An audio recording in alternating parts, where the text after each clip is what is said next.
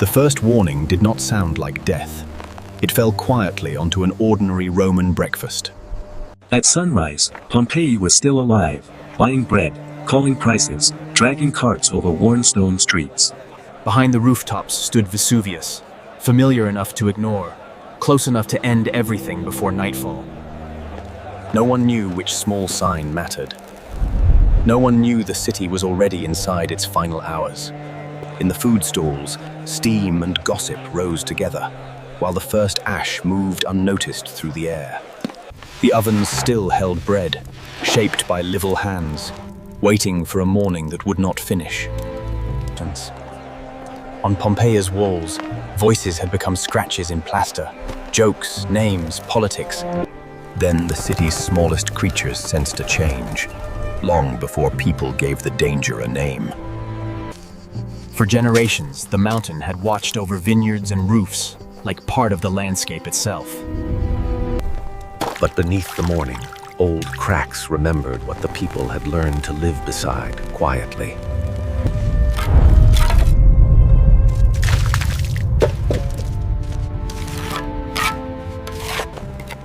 The city had been repairing itself for years, not knowing the final damage was still ahead. Then Vesuvius stopped being background. A thin breath of smoke rose where certainty had always stood. Across the bay, Pliny would later describe a cloud rising like a pine tree above Vesuvius. At first, the cloud looked almost impossible, too large for weather, too slow for ordinary smoke. Below it, people pointed upward, still standing in streets they believed they understood, until the air began changing. The warning became visible on the roofs first, a pale dust settling where sunlight had been. Then the ash entered homes, crossing thresholds before fear had learned where to run from it. A breakfast table became the first map of disaster, bread, wine, and ash sharing one surface. A mother brushed dust from her child's hair, not yet knowing more would keep falling from the sky. Shopkeepers covered jars and counters, treating the ash like a nuisance, not a verdict from the mountain. Then came the stones, light in the hand, heavy enough to change every street below forever. On rooftops, the sound thickened from tapping to drumming, until shelter itself began sounding unsafe inside.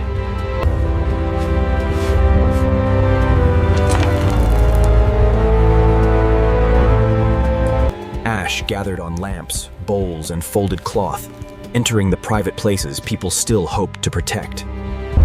An old man watched the mountain without moving, as if memory and fear had become the same thing. Inside the houses, the light itself changed, turning familiar rooms into places people barely recognized anymore. Every step now left a mark, as if the city were already recording its own ending. From above, Pompeii's streets were no longer red and sunlit, but slowly turning the color of ash. A child looked up for an answer, and found only a sky that was closing over everyone. As the hours passed, Pompeii lost the sun, and daylight became something remembered rather than seen clearly. Oil lamps were lit in the middle of the day, because the sky had begun behaving like night.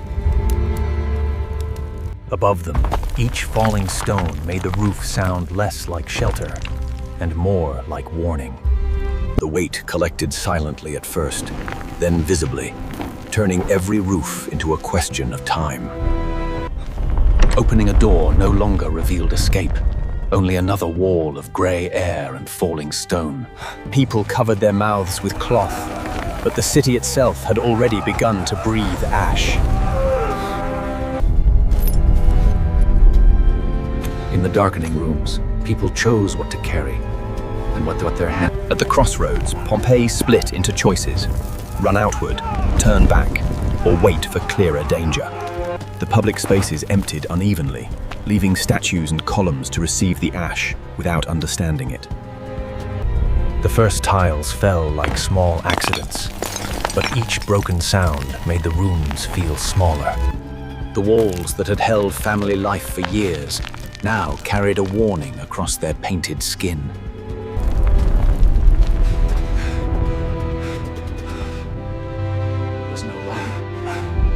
Outside, the streets were still there, but distance had disappeared, swallowed by falling stone and dust. One door opened into danger. Another closed against it. Pompeii had no harmless choice left. Some moved toward the gates, carrying children, bundles, and the terrible hope that distance still mattered. Others stayed behind walls, believing stone and wood might hold back what the streets could not. What people dropped reveals the speed of fear. Keys, coins, and keepsakes abandoned mid-escape. In the ash, escape became touch. One hand on a wall, one step into uncertainty. Those who moved slowly became anchors in the storm, turning escape into a chain of fragile bodies. Even the animals pulled against their ropes, sensing a street that no longer belonged to ordinary life.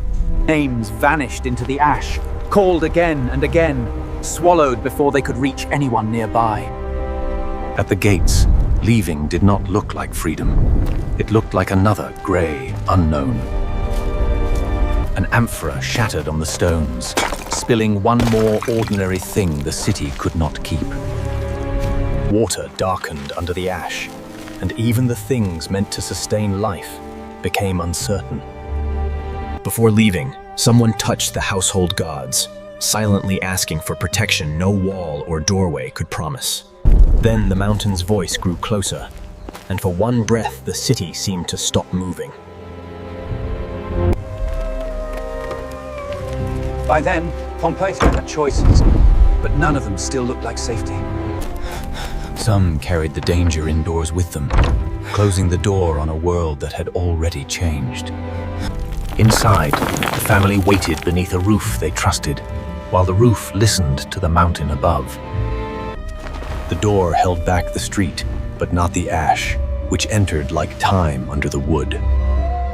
Above them, the roof carried more weight than it was built to bear, and every beam complained. Then the floor moved, not like thunder, but like the city remembering how easily it could break. The painted wall split quietly, turning decoration into evidence that the shelter itself was failing. A rough cloth covered the child, but no cloth could cover the fear now falling through the room.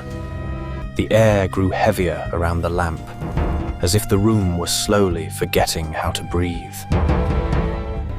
Every object remained ordinary, yet each one looked newly abandoned before anyone had truly left it. A beam cracked above them, and the sound made every hidden weight suddenly visible inside the room. The ceiling did not collapse all at once. It warned them in small falling pieces first. After the impact, the lamp rolled in circles, while ash kept falling like nothing had changed. The door they trusted was no longer an exit, only wood pressing against buried stone outside. Through the crack, the street looked worse than the room, a moving wall of ash and breathless gray. Then the air changed direction, and the house seemed to inhale the disaster waiting just outside. It was not a river of lava. It was air, ash, heat, and speed arriving together. The force moved through streets like weather turned solid, carrying darkness where people expected air. Heat bent the distance, making stone columns waver before the city vanished into gray volcanic air. They could see it coming, but seeing was not the same as understanding what had arrived. In the narrow alleys, distance collapsed as the ash reached corners faster than bodies could react. Light things vanished first.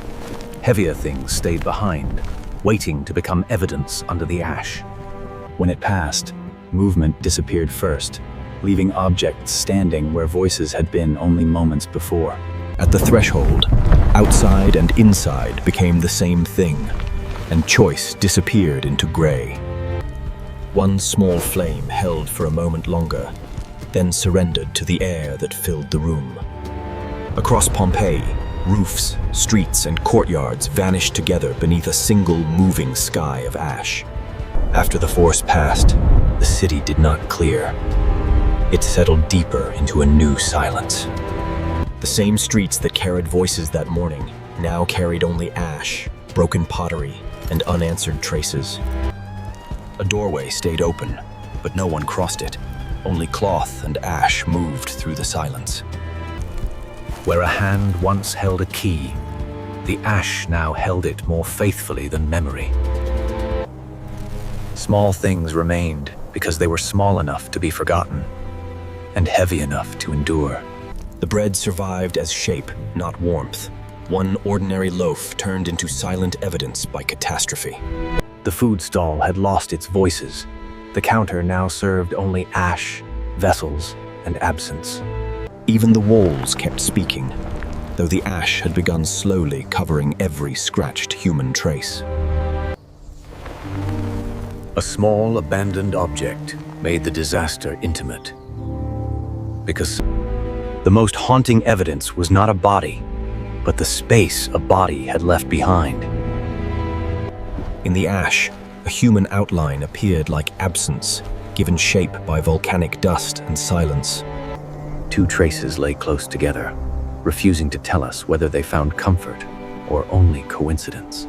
Centuries later, a brush moved where panic once moved, revealing disaster one grain at a time.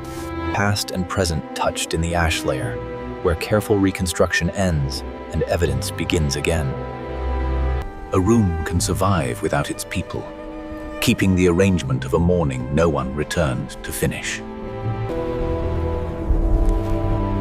The same doorway that once promised shelter now held only. Pompeii became an archive by accident, a city catalogued by catastrophe before history could look away. The wind crossed the buried streets gently, as if afraid to disturb what the mountain had sealed. The street from morning remained, but its voices were gone, replaced by ash and unanswered doorways. Bread, lamp, and key became a silent inventory of lives interrupted at different distances from escape. Even the painted walls survived differently now, not as decoration, but as witnesses under volcanic dust. Nearby Herculaneum lay under different depths, reminding us that one eruption could bury neighboring places differently. What remains is not the whole truth, only the part the ash refused to let vanish. The market's shape remained, but everything that made it human had withdrawn into silence. From above, Pompeii was no longer a city in motion, but a map of stopped time. At the threshold, the question remains for every survivor: run, wait, or trust the wrong sky. Beyond the buried streets, Vesuvius remained, quiet again, as if silence had always belonged to it. What Pompeii left us was not only death, but the unbearable human detail of interrupted life. The first ash fell on breakfast. The last image is the meal no one returned to finish. Pompeii did not vanish because time forgot it. It survived because death arrived too fast to erase the details.